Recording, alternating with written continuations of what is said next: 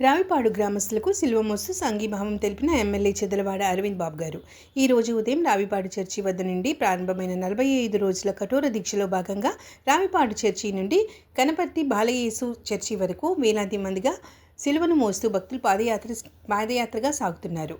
ఈ పవిత్ర యాత్రకు సంఘీభావం తెలుపుతూ నరసరావుపేట శాసనసభ్యులు చెదలవాడ అరవింద్ బాబు గారు స్వయంగా సిలువను మోస్తూ పాల్గొన్నారు. ఈ సందర్భంగా ఆయన భక్తులందరికీ ఆ దేవుని కృప ఉండాలని, ప్రతి ఒక్కరికి శుభం కలగాలని హృదయపూర్వకంగా ఆకాంక్షించారు. విశ్వాసం, భక్తి, త్యాగం కలగలిపిన ఈ పాదయాత్ర అందరికీ ఆధ్యాత్మిక స్ఫూర్తిని నింపాలని మనస్ఫూర్తిగా కోరుకుంటున్నాము అని అన్నారు. యేసు ప్రభువు రాతి స్తంభమున దెబ్బలు పడి ముండ్ల కిరీటము ధరింపారు. స్త్రీలను ఆశీర్వదింపబడిన వారు